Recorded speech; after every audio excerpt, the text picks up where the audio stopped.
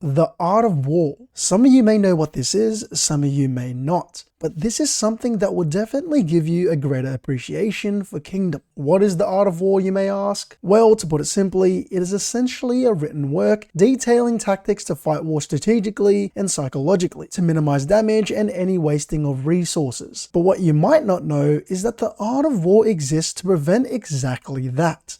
War. If possible, the entire purpose of the art of war is to avoid it altogether. Now, isn't that interesting? This then brings us to the Han campaign arc now, where Tow holds the secrets to the art of war. The arc just began and he is already taking us to school. His grand strategy is actually a grand history lesson about this art. To begin with, Sun Tzu in the Art of War says that if you know the enemy and know yourself, you need not fear the result of 100 battles. In other words, we need not be scared of any war we head into as long as we are gathering and using intelligence well to gain the advantage at all times. This means playing it careful and smart, not just during the war, but perhaps before the war even starts to prevent any battle in the first place. This is exactly what Tow does with the help of Kyokai. They know that Qin can't afford to send more than the 160,000 they already squeezed out, so knowing themselves, they sought out a solution using what they knew about the enemy. Simply don't fight. A bizarre solution, and something that doesn't make sense. After all, this is war. But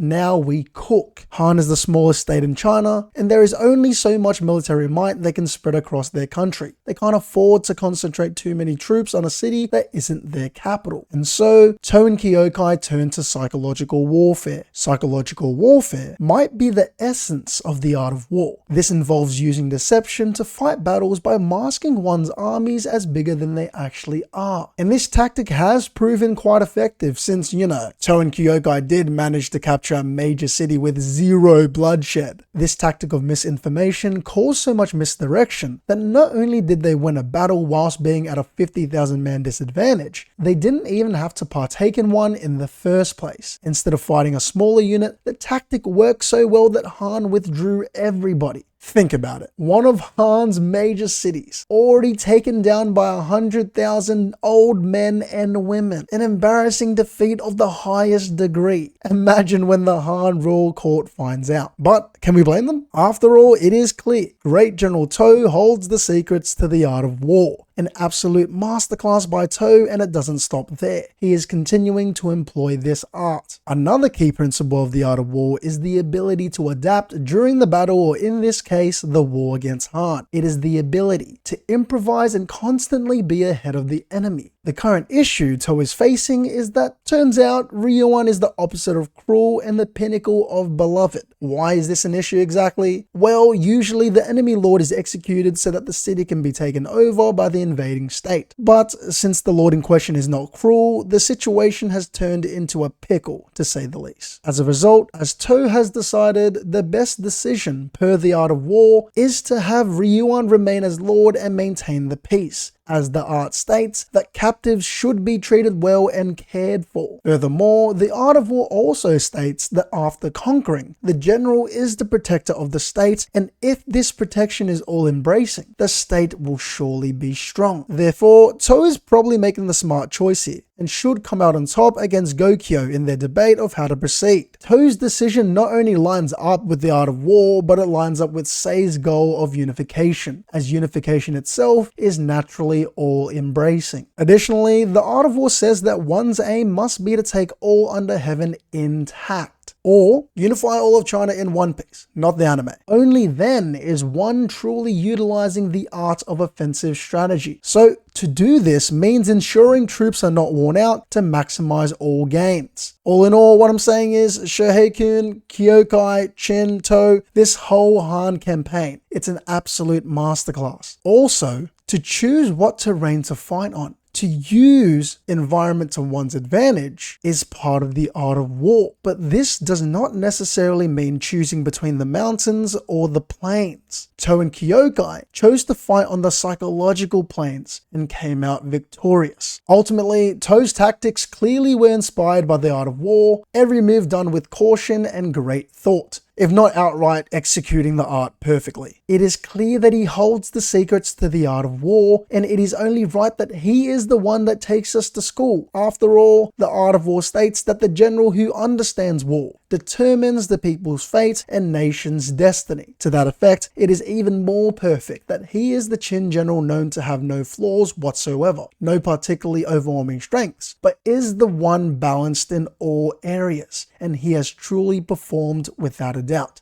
Deception, political warfare, adapting. Toe truly has it all. Did you enjoy this video? Check out my other videos. Be sure to subscribe and ring the bell to stay updated on my latest videos. I appreciate you guys.